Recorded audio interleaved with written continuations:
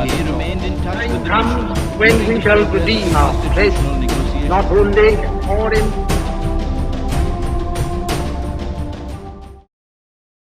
आप सभी का कौटिल्य एकेडमी के ऑनलाइन प्लेटफॉर्म पर स्वागत है। मेरा नाम हरीश कुमार मोर है। पिछले लेक्चरों में हमने भक्ति आंदोलन को अच्छे से संपन्न किया था और फिर आज हम पढ़ेंगे सूफी आंदोलन। हम देखेंगे सूफी का अर्थ क्या होता है। आज हम जानते हैं सूफी आंदोलन को। सबसे पहले मैं आपको ये बता दूं कि मैंने भक्ति आंदोलन में भी आपको बताया ये था कि अगर हमें भगवान से डायरेक्ट कांटेक्ट करना है तो हम क्या करेंगे। अगर मान लीजिए व्यक्ति का ईश्वर से डायरेक्ट कांटेक्ट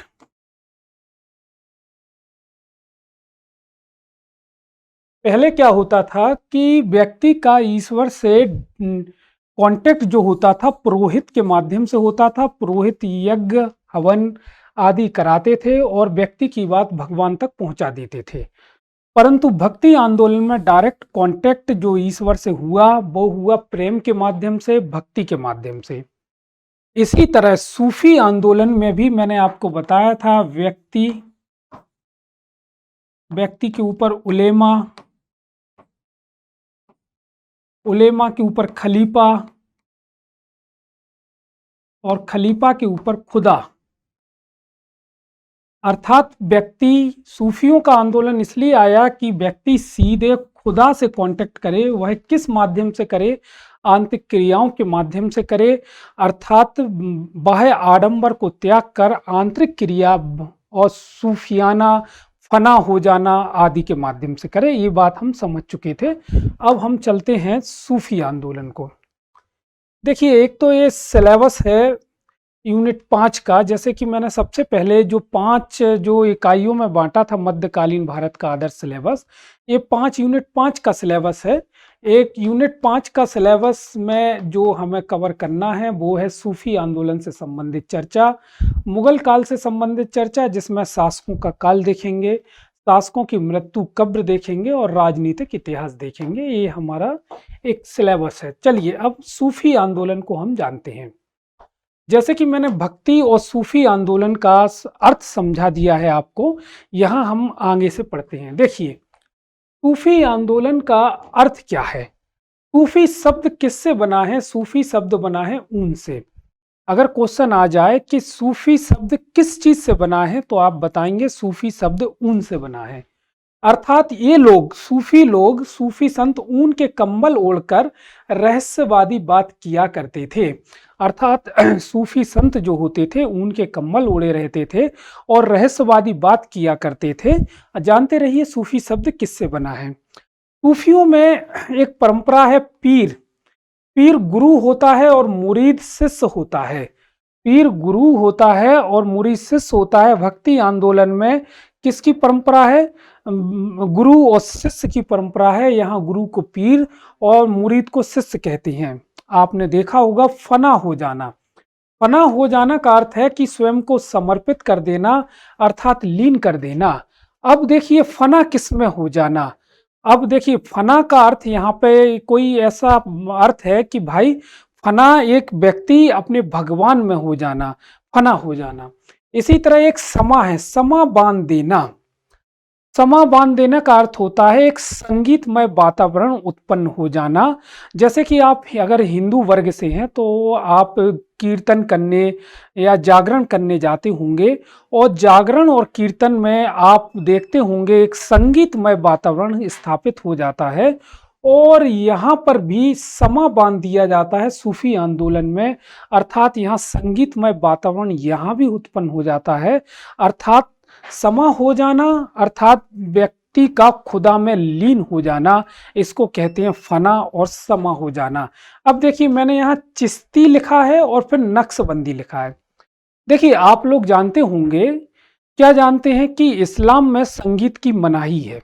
जो इस्लाम है वहाँ संगीत की मनाही होती है, परंतु सूफी संत और खासतौर पर चिश्ती संत चिश्ती संत संगीत को काफी यूज करते थे, उपयोग करते थे, संगीतमय वातावरण तैयार करते थे। अर्थात जो चिश्ती लोग होंगे संगीतमय वातावरण तैयार करेंगे, समा बांध देंगे। और इसका विरोध कौन करेगा? इसका विरोध होगा नक्शबंदी संप्रदाय। सूफियों में एक संप्रदाय है नक्शबंदी संप्रदाय। यह एक कट्टर संप्रदाय है और यह संप्रदाय संगीत का विरोध करेगा। आगे जाके अब आपसे क्वेश्चन पूछे जा सकते हैं कि सूफियों में संगीतमय वातावरण कौन सा सिलसिला करता है, तो आप बताएंगे चिश्ती सिलसिला। और यदि आपसे पूछ लिया जाए कि सूफियों में जो संगीत का विरोधी कौन सा सिलसिला है, तो आप बताएंगे नक्शबंदी सिलसिला। यहां पर आप अपनी कॉपी में इसको सही का निशान लगाइए, यहां क्रॉस कर दीजिए। अब देखिए खानकाएं। खानकाएं क्या होती हैं? जैसे मैंने भक्ति आंदोलन में बताया, जितने भी भक्ति संत होते थे उनके आश्रम हुआ करते थे। इसी प्रकार सूफी आंदोलन भारत में चला, उनके आश्रमों को खानकाएं बोलते हैं। इसको जानते रहिए। अब देखिए सूफी संत क्या करते थे? योग ध्यान साधना की पद्धति। दूसरा श्वास नियमन। निजामुद्दीन औलिया प्रसिद्ध चिश्ती संप्रदाय के एक सूफी संत थे। और मैं बताऊं निजामुद्दीन औलिया इतना व्यायाम, प्राणायाम, श्वास नियमन करते थे कि उस समय उनके समकालीन ऐसा कोई भी व्यक्ति मौजूद नहीं था। उनको इतनी महारत हासिल हो गई थी इस चीज में। आप इसको जानते रहिए। अब देखिए नक्शबंदी संप्रदाय। नक्शबंदी संप्रदाय कट्टर विरोधी है। नक्शबंदी संप्रदाय को जो लीड कर रहे हैं उनका नाम है बहादत उल सूद। आपसे पूछा जा सकता है कि भाई की सूफी आंदोलन में संगीत का विरोध कौन कर रहा है, तो आप बताएंगे नक्शबंदी संप्रदाय कर रहा है। यह कट्टर विरोधी है और ये इसका जो लीड कर रहे हैं इसको बहादत उल सूद। और अगर आपसे पूछा जाए कि सूफी आंदोलन में संगीत का प्रचार या प्रसार कौन कर रहा है, तो आप क्या बताएंगे? याद आ रहा है कि भूल गए? निजामुद्दीन औलिया को आप बताएंगे कि निजामुद्दीन औलिया साहब कर रहे हैं। ये तो सूफी आंदोलन का अर्थ है। अब हम देखते हैं सूफियों की विशेषता क्या है। देखिए सूफियों की विशेषता, जितने भी सूफी संत होते थे और खास तौर पर चिश्ती सिलसिले के जो सूफी संत होते थे वो क्या करते थे? योगिक व्यायाम करते थे, यानी व्यायाम के माध्यम से चुस्त दुरुस्त रहते थे। ये आप ध्यान रखिए। एक मैंने लिखा है बासरा और एक लिखा है मैंने बेसरा। बेसरा मतलब बेहया, बेशर्म, कुछ आपने ऐसे शब्द सुने होंगे। अब देखते हैं इनके अर्थ क्या होते हैं। देखिए यहाँ पर बासरा और बेसरा का अर्थ है यानी जो मुस्लिम कानून है। मुस्लिम कानून किससे चलता है? कुरान तो उनका मुख्य धर्म ग्रंथ है मुस्लिम कानून के लिए, परंतु आगे जाके एक शरीयत बना और जिसमें मुस्लिम कानून की खास खास बातें इनका उल्लेख किया गया है कि मुसलमानों में विवाह कैसे होंगे, क्या संगीत बजाया जाएगा मुसलमानों में या नहीं।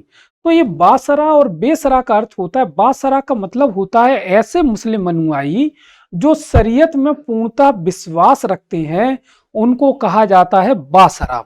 और देखिए बेसरा, ऐसे मुस्लिम अनुयायी या ऐसे सूफी संत जो शरीयत में पूर्णतः विश्वास नहीं रखते हैं, उनको कहा जाएगा बेसरा।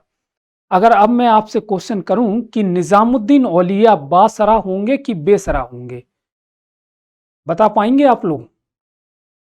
दिमाग लगाइए भाई। मैंने ये कहा आपसे कि जो लोग संगीत में विश्वास रखेंगे वो हो जाएंगे बेसरा। बेसरा क्यों हो जाएंगे? क्योंकि इस्लामिक कानून, इस्लामिक लॉ संगीत को नहीं मानता। जानते रहिए। देखिए बहादुत उल वजूद। बहादुत उल वजूद कौन है? बहादुत उल वजूद हैं नक्शबंदी संप्रदाय के अग्रणीय संत। इन्होंने कहा है खुदा व उसकी कृति एक होगी। अर्थात बहादत उल वजूद ने कहा है खुदा व उसकी कृति एक होगी, और बहादत उल सूद ने कहा है खुदा स्वामी तो मनुष्य दास। बहादत उल सूद है नक्शबंदी संप्रदाय और बहादत उल वजूद है चिश्ती संप्रदाय। ये कहते हैं खुदा यानी कृति, यानी खुदा जो है और व्यक्ति है, वह व्यक्ति खुदा में लीन हो जाता है और बहादत उल सूद कहते हैं कि अगर खुदा स्वामी है तो व्यक्ति उसका दास होगा। यह आप जानते रहिए। चलिए अब देखते हैं चिश्ती सिलसिला। चिश्ती सिलसिला का जन्म कहाँ हुआ और चिश्ती सिलसिला का भारत में क्या योगदान है, अब हम इसको जानते हैं।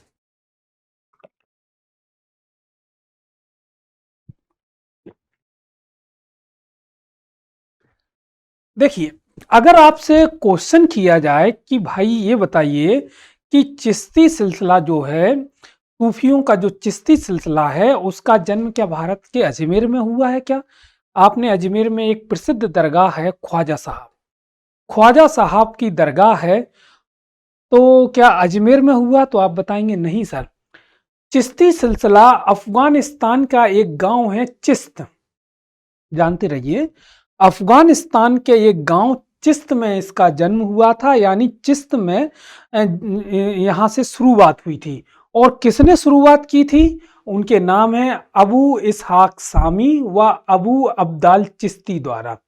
देखिए, चिश्ती सिलसिला की स्थापना या शुरुआत कहाँ हो रही है? अफगानिस्तान के चिश्त में हो रही है, ये जानते रहिए।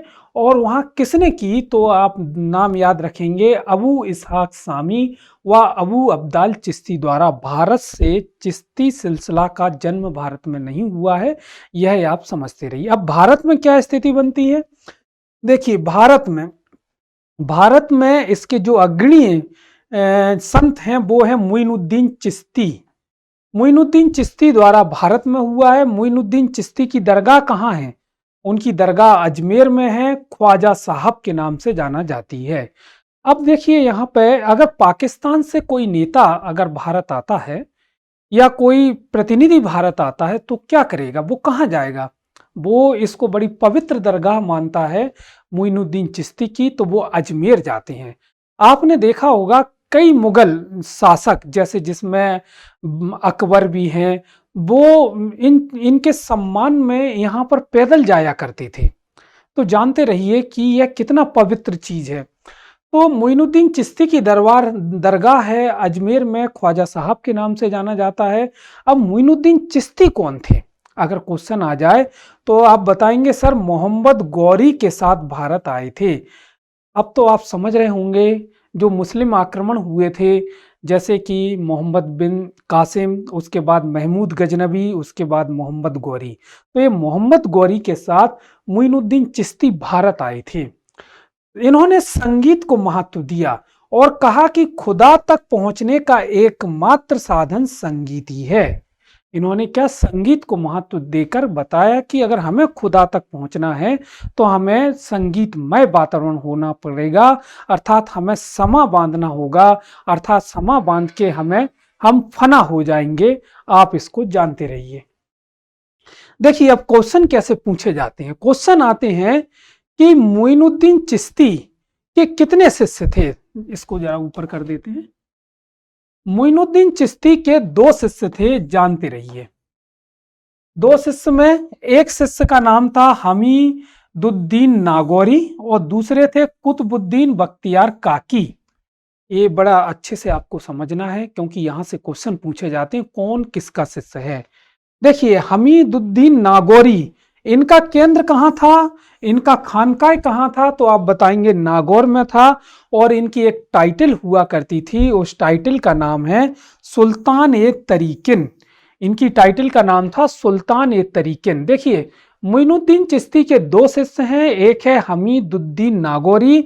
अगर पूछा जाए कि इनका खानकाह या इनका आश्रम कहाँ है तो आप बताएंगे नागौर में। और अगर आपसे पूछा जाए इनकी टाइटल का क्या है तो आप बताएंगे सुल्तान ए तरीकिन इनकी टाइटल है।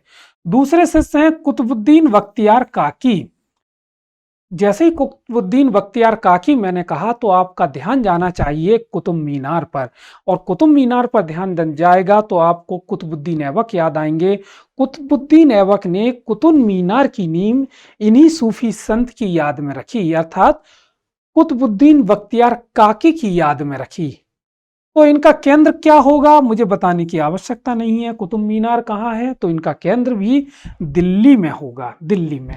अब देखिए, इनके जो शिष्य हैं कुतुबुद्दीन बख्तियार काकी के शिष्य का नाम है बाबा फरीद। बाबा फरीद इनके शिष्य हैं। अब हम जानते हैं, बाबा फरीद को पढ़ेंगे, बाबा फरीद का क्या योगदान है। देखिए यहां से क्वेश्चन कैसे आएगा मैं आपको थोड़ा सा बता देता हूं। पहले तो आएगा चिश्ती सिलसिला का जन्म भारत में हुआ है, या स्टेटमेंट सही है कि गलत, तो आप बताएंगे गलत है, क्योंकि चिश्ती सिलसिला का जन्म जो हुआ है अफगानिस्तान के गांव चिश्त में हुआ है। चिश्ती सिलसिला का जो जन्मदाता है आपसे कहा जाएगा मोइनुद्दीन चिश्ती है, तो आप इस स्टेटमेंट को गलत कहेंगे, क्योंकि भारत में मोइनुद्दीन चिश्ती हैं, परंतु ओवरऑल पूछा जाए तो आएंगे अबू इसहाक सामी तथा अबू अब्दाल चिश्ती द्वारा। भारत में कौन है, तो मोइनुद्दीन चिश्ती। इनकी दरगाह कहाँ है, अजमेर में ख्वाजा साहब के नाम से। मोइनुद्दीन चिश्ती किसके साथ भारत आए थे, तो आप बताएंगे मोहम्मद गौरी के साथ आए थे, और ये संगीत को महत्व देते थे, अर्थात खुदा तक पहुंचने का इनका एक साधन था। देखिए मोइनुद्दीन चिश्ती के दो शिष्य थे, दोनों बड़े फेमस हैं, हमीउद्दीन नागौरी और कुतुबुद्दीन बख्तियार काकी। अब कुतुबुद्दीन बख्तियार काकी के एक शिष्य हैं बाबा फरीद। अब हम बाबा फरीद को पढ़ते हैं, ये कैसी शख्सियत थे बाबा फरीद।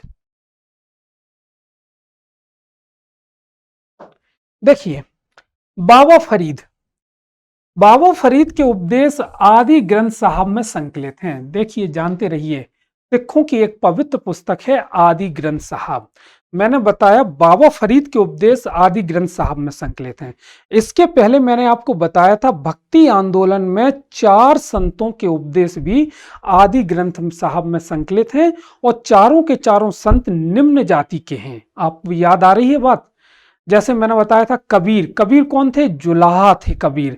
मैंने बताया था रैदास, रैदास कौन थे, मोची थे।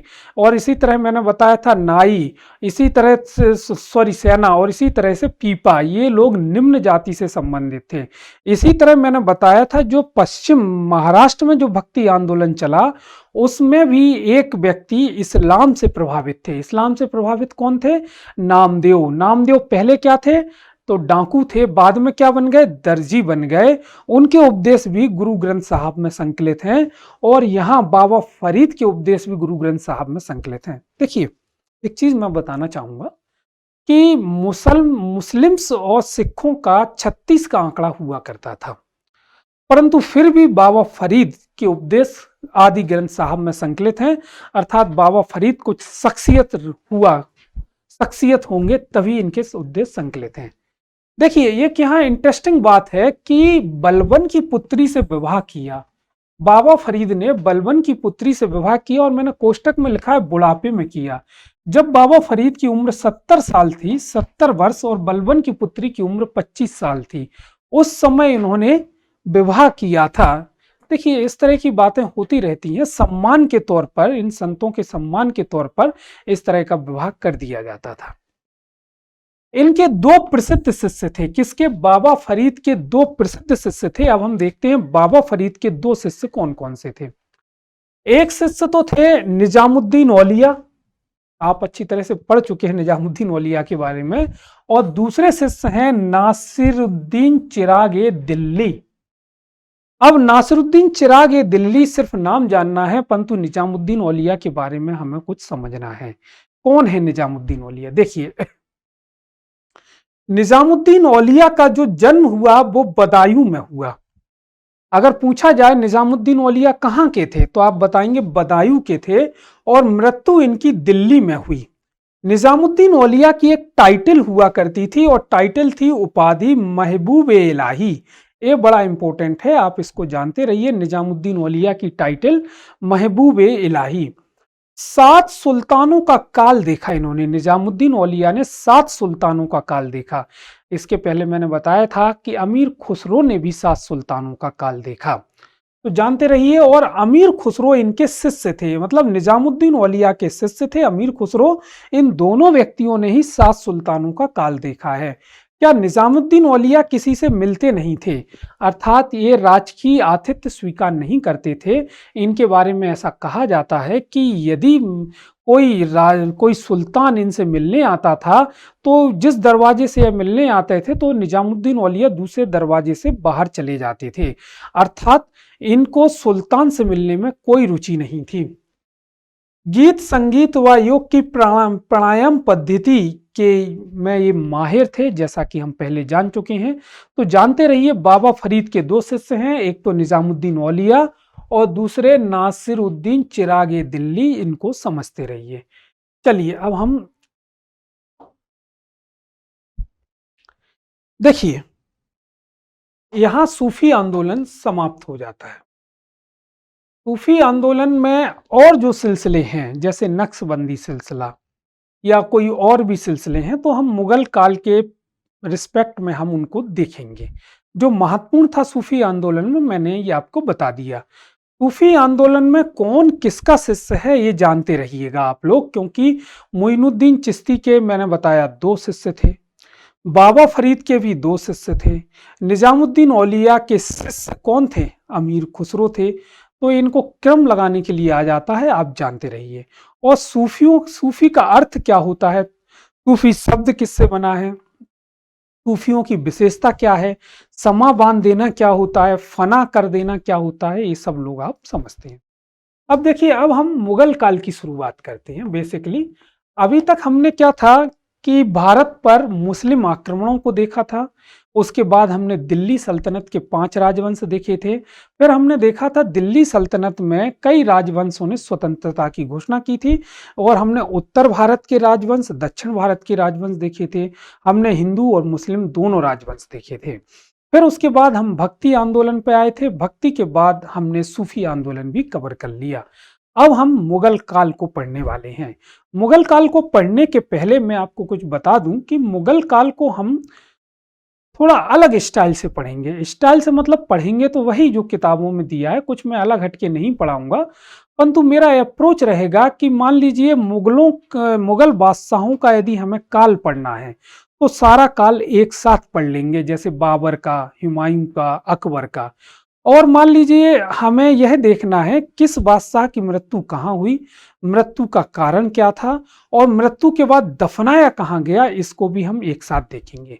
थोड़ी देर बाद आपको यह समझ में आएगा कि हमारी पढ़ने की स्टाइल क्या होने वाली है। चलिए मुगल काल का थोड़ा कंसेप्ट क्लियर हम करते हैं। देखिए, मैंने आपको बताया था दिल्ली सल्तनत में 5 वंश थे। कितने वंश थे? 5। एक तो डी यानी दास वंश के खिलजी वंश, टी तुगलक वंश और एस सैयद वंश। ये लोग क्या थे? ये लोग तुर्क थे, ये लोग तुर्क थे। परंतु लोधी क्या था? लोधी अफगानी थे, मतलब लोधी वंश अफगानी थे, प्रथम अफगान वंश था। यदि आपसे पूछा जाए बाबर ने सत्ता किससे प्राप्त की, बाबर ने सत्ता किससे प्राप्त की, तो आप बताएंगे अफगानों से बाबर ने सत्ता प्राप्त की। कि पहले 4 वंश थे तुर्क और लोधी वंश था अफगान, अर्थात बाबर ने अफगान से सत्ता प्राप्त की। उसके पश्चात यहां पर आते हैं बाबर। बाबर किससे सत्ता प्राप्त करते हैं? लोधियों से, अर्थात अफगानों से। बाबर, देखिए बाबर 1526 में आए, पानीपत का प्रथम युद्ध, और मैं आपको बताऊं 4 वर्ष रहे, 1530 में वह चले गए। एक और सुल्तान हैं जो दिल्ली सल्तनत के सुल्तान हैं, उनको भी मात्र 4 वर्ष शासन करने का मौका मिला। याद आ रहा है? नहीं आ रहा तो बता देता हूं। कुतुबुद्दीन ऐबक, वो कब आए थे? वो 1206 में आए थे और 1210 में चले गए। चलिए, बाबर के बाद कौन गद्दी पर बैठेगा? हुमायूं गद्दी पर बैठेंगे। ये क्या है? मुगल। अब देखिए, उसके पश्चात शेरशाह सूरी हुमायूं को पराजित कर देगा, और हुमायूं को पराजित करने के बाद S लिखा है, इसका अर्थ है शेरशाह सूरी। तो शेरशाह सूरी कौन थे? शेरशाह सूरी थे अफगान, अर्थात फिर क्या होगा? द्वितीय अफगान वंश की स्थापना फिर से होगी शेरशाह सूरी द्वारा। यह बात आप समझते रहिए। चलिए चलिए, इस चार्ट को बड़े ध्यान से समझना है हमें, क्योंकि अगर आज आपने अगर ये चार्ट समझ लिया तो जिंदगी भर के लिए हो जाएगा, नहीं तो बस आप याद करते रहेंगे और जिंदगी भर ही याद करते रहेंगे।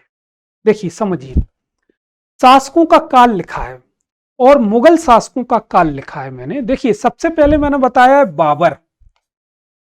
बाबर कब आए थे? बाबर आए थे पानीपत के प्रथम युद्ध से, और पानीपत का प्रथम युद्ध कब हुआ था? 1526 में हुआ था। बाबर के बाद हुमायूं, थोड़ी देर से हम हुमायूं को पढ़ते हैं, पहले बाबर को जानते हैं। देखिए बाबर जब आए भारत में तो 1526 में उन्होंने पानीपत का युद्ध लड़ा। पानीपत का युद्ध किससे हुआ मुझे बताने की आवश्यकता नहीं है, कई बार बता चुका हूं। पानीपत का प्रथम युद्ध बाबर और इब्राहिम लोदी के बीच हुआ, जिसमें बाबर विजयी हुए। तो 1526 में बाबर ने कौन सा युद्ध लड़ा? अर्थात पानीपत का। अगले साल 27 में बाबर ने कौन सा युद्ध लड़ा? यहां मानवा लिखा है, सॉरी, इसको काट के खानवा कर लीजिए, खानवा। 27 में बाबर लड़ते हैं खानवा का युद्ध। 28 में अगले साल फिर बाबर का युद्ध होगा, चंदेरी का युद्ध। और फिर अगले साल 29 में बाबर का युद्ध होगा, मतलब घाघरा का युद्ध। और फिर अगले साल बाबर कौन से युद्ध में हार जाते हैं? अपनी मृत्यु को नहीं जीत पाते और उनकी मृत्यु हो जाती है। मजाक कर रहा था। तो 30 में बाबर की मृत्यु हो जाती है। अब ध्यान रखने वाली बात क्या है? ध्यान रखने वाली बात यह है कि यहां मैंने एक हिंट के रूप में लिखा है PKCG हो, यानी बाबर PKCG हो गए। अर्थात P से पानीपत, K से खानवा, C से चंदेरी और G से घाघरा। अर्थात बाबर 1526 में आए तो पानीपत का युद्ध लड़ा, फिर खानवा का युद्ध लड़ा, फिर चंदेरी का युद्ध लड़ा और फिर घाघरा का युद्ध लड़ा। अर्थात बाबर जब भारत आए तो 4 युद्ध उन्होंने लड़े और 5वें वर्ष वो अपनी मृत्यु को नहीं जीत पाए और बाबर की मृत्यु हो जाती है। अब आपको इसको यूं ध्यान रखना है कि बाबर PKCG हो गए। चलिए अब बाबर के बाद आते हैं हुमायूं। हुमायूं के 2 फेज हैं। पहला फेज है हुमायूं का 1530 से 1540 और उसके बाद दूसरा फेज है हुमायूं का 1555 से 1556। मैंने यहां आप बात बड़े ध्यान से सुनिएगा। मैंने आपको बताया कि जब बाबर की मृत्यु हुई तो कौन बैठा गद्दी पर? हुमायूं बैठे। हुमायूं ने 1530 से 1540 तक शासन किया। अब जाहिर सी बात है कि उसके पश्चात कौन आया? शेरशाह सूरी ने हुमायूं को मार पीट कर दिल्ली की गद्दी छुड़ा ली और उसे भगा दिया। जब शेरशाह सूरी और उनके वंशज आएंगे तो देखिए जब 1540 में ये लोग आ रहे हैं तो इसका अर्थ ये है कि हुमायूं से एक लड़ाई तो 1540 में ही हुई होगी। देखिए इस तरह से आपको ध्यान रखना है, अगर शेरशाह सूरी 1540 में आ रहा है तो एक लड़ाई कब हुई होगी? 1540 में हुई होगी। और एक लड़ाई उसके पहले हुई हुमायूं से, वो हुई चौसा की लड़ाई। यानी कि अगर शेरशाह सूरी 1540 में आ रहे हैं तो हुमायूं को पराजित करके आ रहे हैं और हुमायूं को पराजित उन्होंने 2 युद्धों के माध्यम से किया। एक था 1539 में चौसा का युद्ध और दूसरा था 1540 में कन्नौज का युद्ध। जानते रहिएगा। आप इसको समझिए कि शेरशाह सूरी ने हुमायूं से गद्दी 2 युद्धों के माध्यम से ली, 1539 में चौसा, 1540 में कन्नौज। अभी आपको ये युद्ध याद नहीं रखने पड़ेंगे, अभी एकदम से याद हो जाएंगे, आप समझते रहिए। देखिए अब आपको पता है कि भाई शेरशाह सूरी तो सिर्फ 5 साल तक शासन कर पाए, यानी 1540 से 1545 तक शेरशाह सूरी शासन कर पाए और उनकी मृत्यु हो गई। परंतु 1545 से 55 तक उनके पुत्र या उनके रिश्तेदारों ने शासन किया, जिसको सूरवंश कहते हैं। अब देखिए अगर हुमायूं से शेरशाह ने 2 युद्धों से गद्दी ली और हुमायूं वापस आता है और हुमायूं ने भी शेरशाह सूरी के वंशजों से 2 युद्धों से गद्दी प्राप्त की। क्या ध्यान रखना है? ध्यान ये रखना है कि हुमायूं ने 2 युद्धों के माध्यम से अपनी गद्दी को खोया था और 2 युद्धों के माध्यम से पुनः अपनी गद्दी को प्राप्त किया। देखिए 1555 में अगर हुमायूं वापस आ रहे हैं दिल्ली की गद्दी पर तो जाहिर सी बात है कि युद्ध 1555 में तो हुआ ही होगा शेरशाह सूरी से। तो ये दोनों युद्ध 1555 में हुए। एक युद्ध हुआ मच्छीवाड़ा का युद्ध। मच्छीवाड़ा का युद्ध मई 1555 में हुआ, और एक युद्ध हुआ सरहिंद का युद्ध, ये जून 1555 में हुआ। अर्थात कहने का तात्पर्य यह है कि बाबर के बाद हुमायूं और हुमायूं के बाद गद्दी शेरशाह सूरी ने दो युद्धों, चौसा का युद्ध कन्नौज के युद्ध से कब्जे में ले ली, और पुनः हुमायूं वापस आए और शेरशाह सूरी के वंशजों को दो युद्धों में पराजित किया। एक था मच्छीवाड़ा का युद्ध और एक था सरहिंद का युद्ध। अब देखिए, हुमायूं जब गद्दी पर पुनः वापस आए तो बेचारे हुमायूं का नाम तो होता है भाग्यशाली, परंतु हुमायूं जैसा अभागा कोई नहीं था।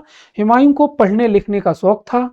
उसने दिल्ली में दीन पनाह नगर बसाया था और एक दीन पनाह लाइब्रेरी बसाई थी, और लाइब्रेरी की सीढ़ियों से इसका पैर फिसल गया और हुमायूं को सर में चोट आई, और जिसके कारण उसकी मृत्यु हो गई। देखिए, अगर पूछा जाए हुमायूं की मृत्यु, दीन पनाह की लाइब्रेरी की सीढ़ियों से गिरकर हुमायूं की मृत्यु हो गई। अब देखिए, जैसे ही हुमायूं की मृत्यु हुई तो एक शासक थे हेमू। अब हेमू कौन है? इनका दूसरा नाम हेमचंद्र भी है। अब ये कौन सी बला है? तो भैया हेमू क्या था? वैश्य या बनिया था, और क्या करता था, यह रेवाड़ी की गलियों में घूमता रहता था। और रेवाड़ी कहाँ है आपको पता होना चाहिए, जो रेवाड़ी की लोकेशन है दिल्ली के आसपास है। और हेमू किसका? देखिए, आदिल शाह सूर का प्रधानमंत्री था हेमू, आदिल शाह सूर। और आदिल शाह सूर कौन थे? यह शेरशाह सूर का वंशज था। अर्थात अभी अफगानों की शक्ति को हुमायूं ने पूरी तरह कुचला नहीं था। और जैसे ही हुमायूं की मृत्यु होती है तो दिल्ली की गद्दी पर कौन आ जाता है? हेमू या हेमचंद आ जाता है। अगर पूछा जाए हेमचंद कौन है तो आप बताएंगे वैश्य बनिया है, रेवाड़ी में का रहने वाला है, आदिल सूर का प्रधानमंत्री है, शेरशाह सूर के वंशज हैं। और हेमू के बारे में बताया जाता है 24 में से 22 युद्ध हेमू ने जीते थे, मात्र 2 युद्ध हारे थे। अब मैं क्यों बता रहा हूं ये सारी चीजें, थोड़ी देर से अब आपको समझ में आएगा। पहले अब हम देखें इन 2 युद्धों का क्या कनेक्शन है। आप देखें कि शेरशाह सूरी ने हुमायूं से गद्दी 2 युद्धों से प्राप्त की, तो उनके नाम क्या थे, और हुमायूं ने शेरशाह सूरी से गद्दी प्राप्त की तो उनके नाम क्या हैं। ये आपको अभी तक याद नहीं हो रहे होंगे, पर अब मैं आपको गारंटी देता हूं कि इसके बाद आप जिंदगी भर नहीं भूलोगे। देखिए, मुझे तो क्या है कि पढ़ाते पढ़ाते याद हो गया है, दिमाग में रहता है। आप लोग शुरुआत में भूलेंगे युद्ध, तो आप एक नेमोनिक्स बना लें, जैसे युद्ध, ये है चौक का मच्छर।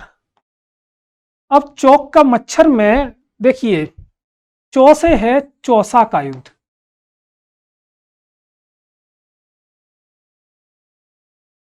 ठीक है। अर्थात जो हुमायूं से गद्दी शेरशाह सूरी ने कैसे छीनी, 2 युद्धों के माध्यम से छीनी, मैं ये बता रहा हूं। तो चौक का मच्छर आप ध्यान रखिए, चौ से हो जाएगा चौसा का युद्ध। दूसरा है का से है कन्नौज का युद्ध। अर्थात चौसा का युद्ध और कन्नौज के युद्ध से शेरशाह सूरी ने हुमायूं से गद्दी छीनी। अब देखिए, हुमायूं ने पुनः शेरशाह सूरी के वंशज से कैसे छीनी? मच्छर, इसका अर्थ है मच्छीवाड़ा का युद्ध, और आपको सरहिंद याद आ जाएगा। इसके लिए कोई न्यूमोनिक्स बनाने की जरूरत नहीं है, ये युद्ध आपको ध्यान। अब देखिए, ये मैंने बता दिया, चौ से चौसा, का से कन्नौज, मच्छर से मच्छीवाड़ा, सरहिंद। अब देखिए, हुमायूं की मृत्यु के समय अकबर कहां थे? क्वेश्चन आएगा। कई लोग कहेंगे दिल्ली में थे। सर नहीं, हुमायूं की मृत्यु के समय अकबर पंजाब के कालानौर में थे, वहीं उनका राज्याभिषेक किया गया। अर्थात पंजाब के कालानौर में राज्याभिषेक अकबर का किया गया। अब देखिए, मैंने आपको बताया कि बाबर 1526 से 1530 तक रहे, अर्थात बाबर ने 4 युद्ध लड़े।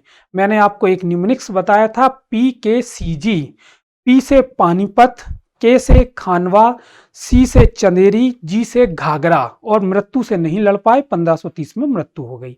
फिर मैंने आपको बताया था कि हुमायूं गद्दी पर बैठे और हुमायूं की गद्दी शेरशाह सूरी ने 2 युद्धों के माध्यम से छीनी और शेरशाह सूरी के वंशजों से हुमायूं ने पुनः 2 युद्धों के माध्यम से गद्दी छीनी। उसके लिए मैंने आपको निम्नलिखित से बताया: चौक का मच्छर, चौ से चौसा का युद्ध, का से कन्नौज का युद्ध, मच्छर से मच्छीवाड़ा का युद्ध और सरहिंद आपको ध्यान आ जाएगा। ये 8 युद्ध आपके दिमाग में आ गए होंगे और आप इसको रिवाइज करते रहिए। चलिए, अभी आज के लेक्चर्स में यहीं तक हम संपन्न करेंगे और अगले लेक्चर्स में हम देखेंगे कि अकबर का राज्याभिषेक कैसे होता है और अकबर और हेमू की लड़ाई कैसे होती है, अर्थात पानीपत का द्वितीय युद्ध कैसे पृष्ठभूमि तैयार होती है। धन्यवाद, थैंक यू।